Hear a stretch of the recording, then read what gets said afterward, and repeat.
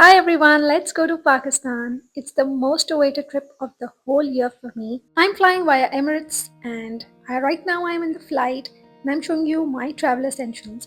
As you all know, when you go to the UK, you cannot carry liquid items in your hand carry, and that is why you are given a transparent bag in which you can carry up to 10 items, and that too with a limit of 100 ml. So here I am carrying some hand lotions, face cream, lipsticks, because you need to touch up when you're traveling because you're eating, and then you need to touch up your makeup. Although I'm not a big fan of makeup during traveling because your skin needs to really breathe, but I keep the makeup light, but I still keep essentials like perfumes. And just look at this mini cute perfume bottle. I just love it. I got it as a sample and I have kept it and I have been using it during my traveling.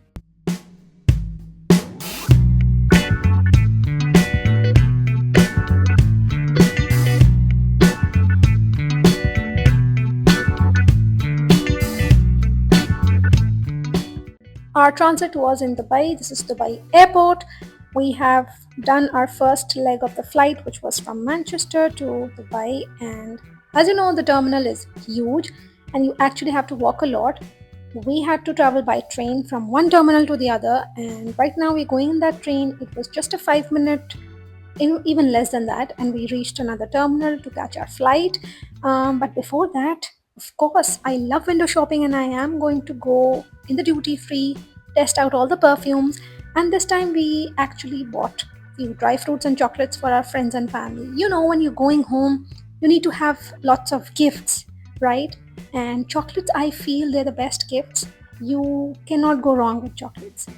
Any age, any gender, everybody loves chocolate, so it's quite a safe gift for everyone. We finally boarded for Karachi, and I am at this point very emotional yet very happy. After a few days, of course, when I come to Pakistan, I have to go to the parlor, get my treatments done. Usually, I don't go to parlors often in UK, so all my hair treatments and whatever treatments I want to get. This time, I was getting a haircut and extenso as well because I get it over here. It's like my annual spa treatment. Usually the prices are very high in UK and I prefer to get it done here. Plus when I come here, I've got lots of dawats and shadis and whatnot. My friends and family, I've got a big circle here. So every time I come to Pakistan, I have to go out, meet people. So it's always better to get these things done when I'm in Pakistan. Plus, this helps me to get ready. Like my getting ready time is just 10 minutes. I go take a shower, dry my hair, put on some makeup, and I'm done. Because I believe if your hair looks perfect, it's nicely made, you don't need to put in a lot of effort to look good. You just wear decent clothes, put on a little bit of lipstick, blush. Actually, this is just for me, and I look absolutely nice. This is a parlor in Karachi called Mona J. I usually go there. I've been going there since 3 years.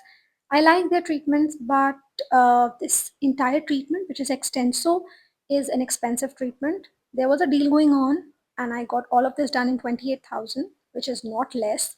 Even after the deal, it is expensive. But for me, what matters is when I get it done for a whole year, I don't have to use any heat straightener, blow dryer on my hair. They look perfect and they look nice. So my getting ready time, the time to blow dry my hair, all is reduced, and I just love it because I'm a very low maintenance girl. So I want things to be already done for me. I don't go out of my comfort zone a lot to get ready. So for me, once a year, this treatment saves me a lot of time and a lot of energy.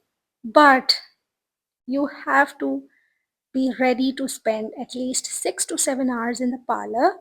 Get this done because this treatment takes a lot of time. You have to be very patient and you have to sit straight because 5 times they are going to apply cream on your hair, then wash it, then blow dry it, straight it, and then do something else. So it's like you need to take out time for this. So I went at 11:30 in the morning and I came back at 7 p.m. So it was more than half the day that I spent in the parlor, but it was still worth it.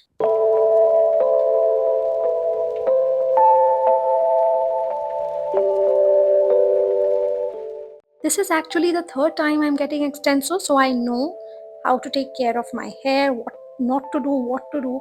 So if you want a video where you want some explanation about how to take care of keratin or extenso treated hair, I can make that for you. And you can ask me the questions in the comment section below and ask me if you really want such a video. I'll make one, because when you get an expensive treatment, it's important to use the right products so that the treatment remains in your hair and it goes on for long.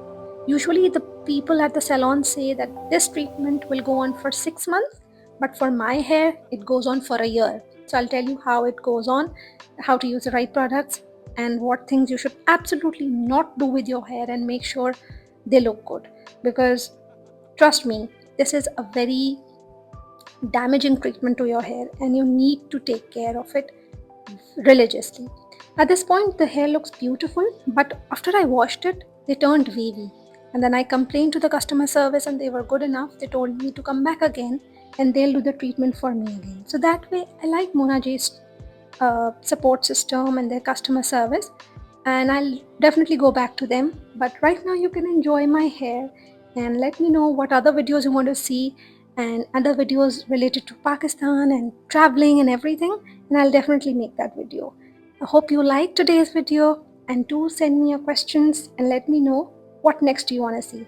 Right now I'm going to flaunt my hair, go to Dawats, and you can follow me on my Instagram and see what I'm up to and what all I'm doing in Pakistan. See you later. Bye bye.